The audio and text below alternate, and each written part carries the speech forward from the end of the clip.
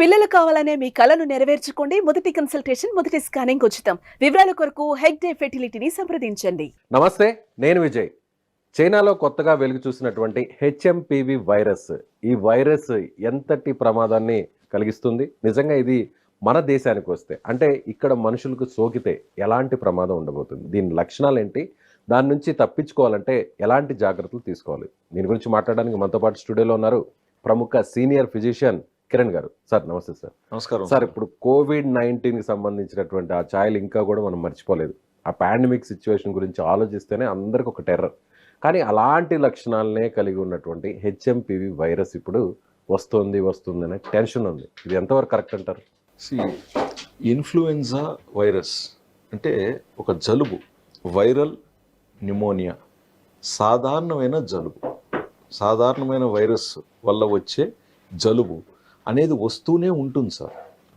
ఇంత ముందు ఉండింది, ఇప్పుడు ఉండింది. బట్ అది కొత్త రూపురేఖలతో వచ్చినప్పుడు కొంచెం ఇబ్బందికరంగా ఉండింది కోవిడ్. వాస్తవంగా కోవిడ్లో చాలామంది ఇబ్బంది పడ్డారు, మనం చూసాం. చాలా మనం అవలేలుగా దాంట్లోంచి బయటపడ్డాం. ఓకే, డ్యామేజ్ జరిగింది. But if you see otherwise majority are survivors. And damage అయింది కూడా కొంతమందికి కొన్ని కారణాల వల్ల.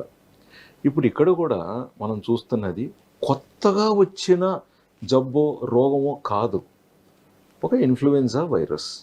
ఒక కొత్త ఫామ్లో కానీ కొత్త మ్యూటేషన్ తీసుకునేది కాబట్టి మేబీ మన బాడీ దాన్ని కొంచెం రికగ్నైజ్ చేయాలి. రికగ్నైజ్ ఎప్పుడైతే చేసేస్తుందో దెన్ ఇమీడియట్గా మనం దాన్ని అటాక్ చేయగలుగుతున్నాం, మన బాడీ ఇమ్యూన్ సిస్టమ్. అది వెరీ ఇంపార్టెంట్. ఇప్పుడు అద్దవ పులి, రెండోసారి కూడా అద్దవ పులి, మూడోసారి నిజంగా పులి వచ్చింది. స్కూల్ వచ్చినప్పుడు ఏం చేయాలి? సో మనము ఇదివరకు కూడా గమనించాం, కోవిడ్లో కూడా కొన్ని విషయాలు నేర్చుకున్నాం. సో ఎవరు తీవ్రంగా ఇబ్బంది పడ్డారు? అన్కంట్రోల్డ్ డయాబెటిక్, అంటే షుగర్స్ బాగా ఉంటూ అవి అదుపులో పెట్టుకోక నాకేం కాదులే అనుకున్న వారిలో కొంచెం తీవ్రంగా వచ్చింది. లేదా వృద్ధాప్యంలో ఉంటూ సరైన సందర్భంలో సరైన సకాలంలో వైద్యం అందని వాళ్ళు ఇబ్బందులు పాలయ్యారు. లేదా వైద్యం అందినప్పటికీ అది సరిగ్గా పాటించక లక్షణాలు పెరిగి తీవ్రత పెరిగిన తర్వాత ట్రై చేసి ఇబ్బందుల్లో ఎదుర్కొన్నారనమాట.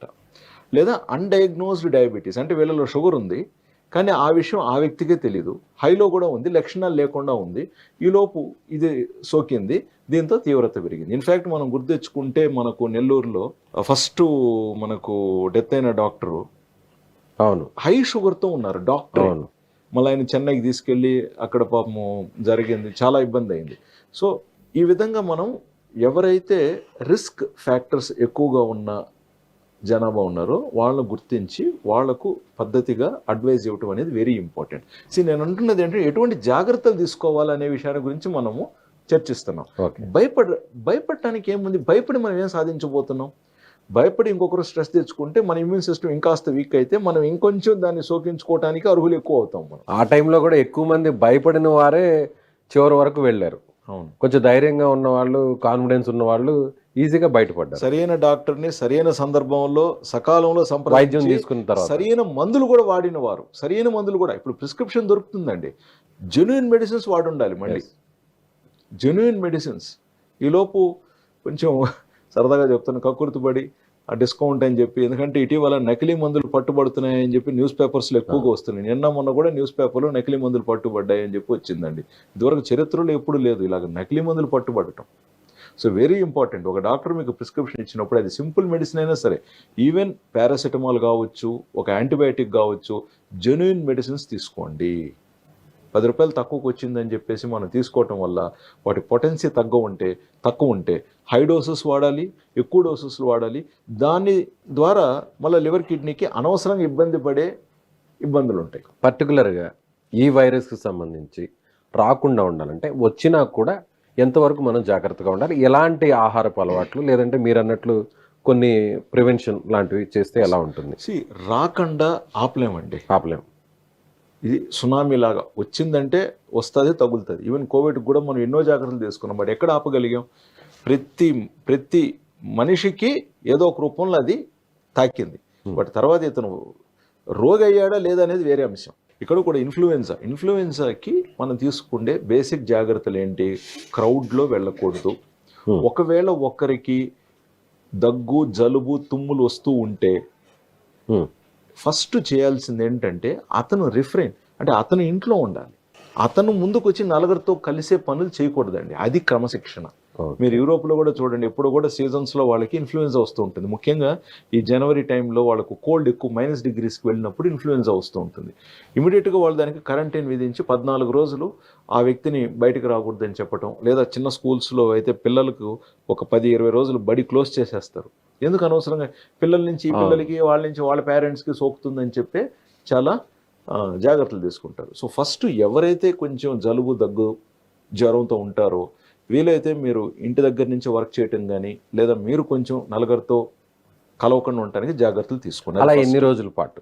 జనరల్గా 1 వీక్లో ఇన్ఫ్లుయెన్జా తగ్గిపోతుంది. వాళ్ళు డాక్టర్ని సంప్రదిస్తారు, మెడిసిన్స్ తీసుకుంటారు, బాగా అయిపోతుంది. సో మీరు ఎలా నివారించాలి? సో క్రౌడ్స్లోకి ఎక్కువ వెళ్ళకూడదు. రెండోది, కోల్డ్గా ఉండే ఐటమ్స్ దయచేసి అవాయిడ్ చేయండి. ఎందుకంటే మీరు చూసుంటారు, చల్లగా మనం కానీ కూల్ డ్రింకో చల్లటి నీరు తీసుకుంటే సడన్గా కూడా మనకు వెంటనే చేంజ్ అయిపోతుంది, ఇష్యూస్ వచ్చేటి. సో అటువంటి ప్రయోగాలు చేయకండి.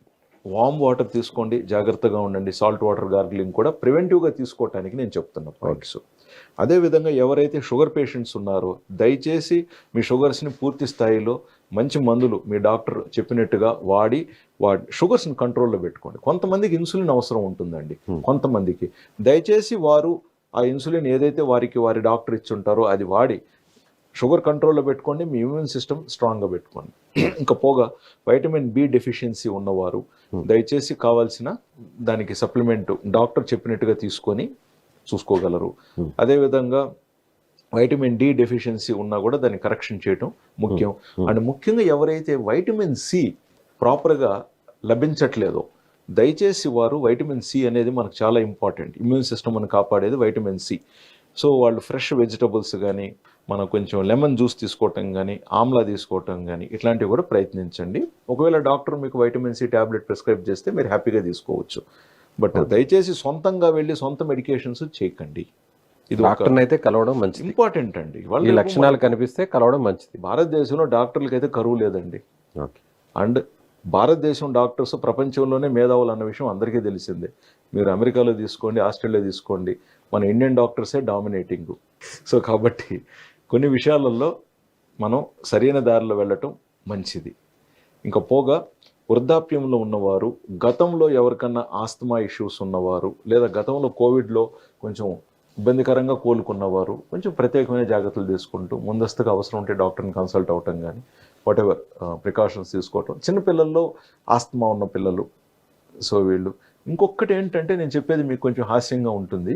ఊబకాయంతో ఉన్న ప్రతి ఒక్కరు, అది చిన్నపిల్లలు కావచ్చు, పెద్దోళ్ళు కావచ్చు, బరువు ఎక్కువగా ఉన్నవారు కూడా జాగ్రత్తలు తీసుకోవాలి. ఎందుకంటే వెయిట్ ఎక్కువగా ఉన్నప్పుడు మనకు ఫ్యాటే మనకు ఒక ఇన్ఫ్లమేటరీ కండిషన్ క్రియేట్ చేస్తూ ఉంటుంది. సో జాగ్రత్త అంటే ఇప్పటికిప్పుడు మనం బరువు అయితే తగ్గించుకోవాలి. బట్ స్టిల్ నిద్ర మంచిగా ఉండటం, ఈ విషయం అందరికీ మళ్ళీ. ఎందుకంటే నిద్ర మానేసి మనము అది వర్క్ కావచ్చు లేదా విలాసం కావచ్చు, ఇమ్యూనిటీ తగ్గిపోతుంది. అది వర్క్ కావచ్చు, ఎంటర్టైన్మెంట్లో కావచ్చు. మీరు నిద్రని కానీ ఇబ్బంది అంటే నిద్ర సరిపోలేదు అనుకోండి, ఇమ్యూనిటీ తగ్గిపోతుంది. కాబట్టి నిద్ర వెరీ ఇంపార్టెంట్. ప్లస్ ఓవర్గా స్క్రీన్కి అడిక్ట్ అవ్వకండి. మనం ఎక్కువగా ఉదయమో సాయంత్రము అవసరానికి మించి స్క్రీన్కి అడిక్ట్ అయినా కూడా ఇమ్యూన్ సిస్టమ్ డౌన్ అవుతుందండి. Mobiles, anything, TV. అవును, ఇప్పుడు చాలామంది మన దగ్గరికి వచ్చేవాళ్ళు, సార్ నాకు స్ట్రెస్ ఎక్కువ సార్, నాకు వర్క్ ఎక్కువ సార్ అంటారు. చూడండి, వర్క్ అనేది దేవుడు ఇచ్చింది మనకి. పని లేకపోతే మనం బతుకులేము. ఆ పనిని సమర్థవంతంగా చేసుకోవాలి.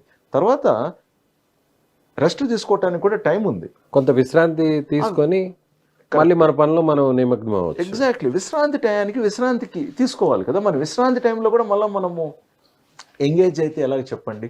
ఇప్పుడు సిస్టమ్ ముందు కూర్చొని కంప్యూటర్తో వర్క్ చేసేవాళ్ళు చేసినంతసేపు దానం చేస్తారు. ఖాళీ టైంలో కూడా, విశ్రాంతి టైంలో కూడా, బ్రేక్ టైంలో కూడా మళ్ళీ మొబైల్స్ చూస్తుంటారు. అది రాంగ్ అంటాను. ఇప్పుడు నేనున్నాను డాక్టర్, పేషెంట్ చూసిన తర్వాత మళ్ళీ ఫోన్ చూశారనుకోండి, పర్వాలే, సరదాగా చెప్తున్నా. బట్ ఎవరైతే సిస్టంలోనే వర్క్ చేస్తూ ఉంటారో మీకు విశ్రాంతి టైం దొరికినప్పుడు మీరు ప్రకృతి వైపు వెళ్ళండి. మళ్ళీ మీరు స్క్రీన్లో ప్రకృతిని ఎతికితే మాత్రం కుదరదు. ఓకేనా? ఇంటర్నెట్లో ప్రకృతి దొరకదండి, అది మీరు గుర్తుపెట్టుకోండి. ప్రకృతి స్ట్రెస్ లేకుండా ఉండాలి, మంచిగా నిద్రపోవాలి, కరెక్ట్ టైంకి ఫుడ్ తీసుకోవాలి, తీసుకోవాలి. సి విటమిన్, బి విటమిన్ ఉన్న ఫుడ్ తీసుకుంటే మంచిది. మంచిది. అవసరమైతే దీర్ఘకాలిక వ్యాధులు ఉంటే, ముఖ్యంగా డయాబెటీస్ ఉన్నవారు డాక్టర్ని కన్సల్ట్ అవ్వడం ఇంకా మంచిదండి. కంట్రోల్. ఎలాంటి లక్షణాలు ఉంటాయి? అగైన్ కామన్ లక్షణాలండి. మామూలుగా జలుబు వచ్చినప్పుడు ఎలాగైతే మనకు ఉంటుందో, లైట్ గా దగ్గు రావటం కానీ, సోర్ థ్రోట్ గా కానీ, లైట్ గా హెడ్ ఏక్ కానీ, లైట్ గా బాడీ పెయిన్స్ కానీ, ఇలాంటివి ఉంటాయి అన్నమాట. సో ఫీవర్ ఫీవర్, లైట్ గా ఫీవర్ ఉండటం కామన్ కోవిడ్ లక్షణాలే. జలుబు లక్షణాలు. కోవిడ్ పేరు వద్దు, మనం ఓకే, ఆ పేరు చెప్తే మళ్ళీ భయపడతారు. భయభ్రాంతులకు గురి చేయటం మన లక్ష్యం కాదు. జనరల్ గా జలుబు వస్తే ఎలాంటి లక్షణాలు ఉంటాయి, సేమ్ టు సేమ్ ఉంటాయి అన్నమాట. Okay sir. సో కాబట్టి అది మనం ప్రస్తుతానికి దాని మీద మనకు పెద్దగా ఇంకా ప్రోటోకాల్స్ ఏం లేవు కాబట్టి మనము ఉన్నవి లేనివన్నీ చెప్పి జనాలు కన్ఫ్యూజ్ చేయకూడదు. నిజాయితీగానే మనకు ఉన్న విషయం ఉన్నట్టుగా తీసుకోవటం అనేది చాలా ఇంపార్టెంట్. సో నిద్రాహారాలు టయానికి మితంగా ఏదైతే కరెక్ట్గా ఉంటాయో ఇవన్నీ సరిగ్గా పాటిస్తూ ఆరోగ్యంగా ఉండటం చాలా important. Right sir, thank you so much.